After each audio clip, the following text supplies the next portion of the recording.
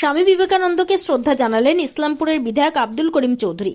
আজ 12 জানুয়ারি 1863 সালের আজকের দিনে জন্মগ্রহণ করেছিলেন নরেন্দ্রনাথ দত্ত অর্থাৎ বীর সন্ন্যাসী স্বামী বিবেকানন্দ। গোটা দেশ জুড়ে যথাযোগ্য মর্যাদায় আজকের দিনটি পালন করা হয়। একই ছবি উত্তর দিনাজপুরে ইসলামপুরেও। আজ ইসলামপুরের বিধায়ক আব্দুল করিম চৌধুরী স্বামী বিবেকানন্দকে স্মরণ করলেন। এদিন তিনি মাল্যদান করলেন ইসলামপুর বাস টার্মিনাস চত্বরে থাকা স্বামী বিবেকানন্দের মূর্তিতে।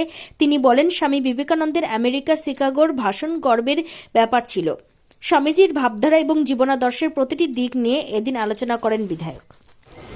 ওরা যে ভাষণ সারা আমেরিকার শিকাগোতে যা দিয়েছিল 4 ঘন্টার ভাষণ, all the passes by had to stand to hear him. মানলি কোথায় ছিল না, গর্বের ব্যাপার ছিল। তো Swami Vivekananda very learned person. তারই আজকে জন্মদিনের 12 জানুয়ারি। 12 জানুয়ারি কোন সাল ছিল না? 12 জানুয়ারি। When did the year? 12 জানুয়ারি তো জন্মদিন 63 ছিল, 1863। আর তারই আজকে আমরা জন্মদিন পালন করছি। এইগুলো ন্যাশনাল হিরোর জন্মদিনগুলো পালন করা উচিত। 23 তারিখ আমরা করবো আমাদের নেতাজি সুভাষচন্দ্র বোসের, 30 তারিখে করবো আমাদের গান্ধীজির মৃত্যু দিবস। যাতে এরকম ভাবে আমাদের ন্যাশনাল লিডারদের আমরা সম্মান জানাই, ওনার কাছে আছে মাল্যদান দান করি, ফুল জানাই, নমস্কার জানাই। এগুলো আমাদের কর্তব্য ভারতের সমস্ত নাগরিকদের। এই বলে আমি আপনারা এটা সবাই নিয়ে আমি আসছিলাম। আবার ফুলের মালাও দেন নিজে, ফুল চড়াইছি, নমস্কার জানাইছি। কাকু, আজকে একটা বিষয়, এখনকার যুব সমাজ দিনে দিনে একটা বিপদগামী হচ্ছে। তারা বেশিরভাগ মোবাইল অন্য অন্য নেশায় আসক্ত হচ্ছে, কিন্তু তাদের যে খেলাধুলা সেই সমস্তের প্রতি তাদের আসক্তি নেই। কি বলবেন এই বিষয়ে?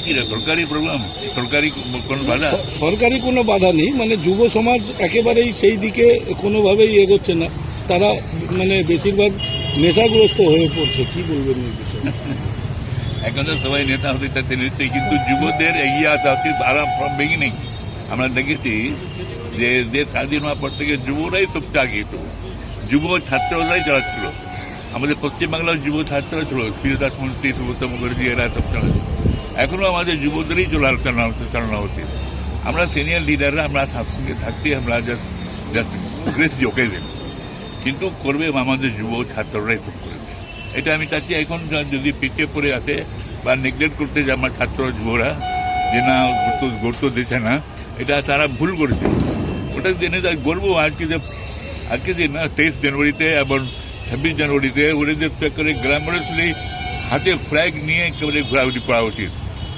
আমাদের দেশ স্বাধীন হয়েছে, 26 জানুয়ারিতে আমরা প্রজাতন্ত্র দিবস পালন করব। লোকের মধ্যে এটা উৎসাহ হবে যে আমাদের দেশ আজকে স্বাধীন হয়েছিল। আজকে প্রজাতন্ত্র দিবস অবজার্ভ করতেছি।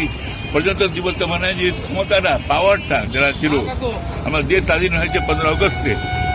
15 আগস্ট আমাদের 1947 সালে, আর 1948 সালে আমাদের প্রজাতন্ত্র দিবস হল যে আমাদের সমস্ত রাজপাট আমাদের হাতে দিয়ে দিল। প্রজাতন্ত্র দিবস মানে প্রজাতন্ত্র, কোনো রাজত্ব না, রাজত্ব। বন্ধুরা আছে আমার এই ইসলামপুর শহরে, যেখানে আমি ইসলামপুর এমএলএ, আমি সকলকে অনুরোধ করবো যে আপনারা 26 জানুয়ারিটা ভালোভাবে পালন করবেন। সেই 26 জানুয়ারিতে আপনারা প্রত্যেকটা দোকানে বা প্রত্যেকটা বাড়িতে আপনারা সকলেই মিলে আমাদের ন্যাশনাল ফ্ল্যাগ, জাতীয় ফ্ল্যাগটা আপনারা তুলবেন।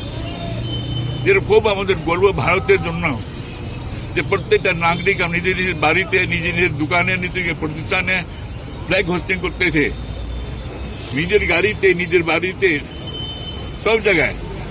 এই জন্যে আজকে আমি সকলকে 26 জানুয়ারি কয়েকদিন দেরিয়ে আছে, আমি সকলকে বলবো 26 জানুয়ারির প্রস্তুতি আপনারা এখনই নিয়ে নেবেন। এটা আমার অনুরোধ ইসলামপুরের বিধায়কের এমএলএ হিসাবে। আমি এটা আমাদের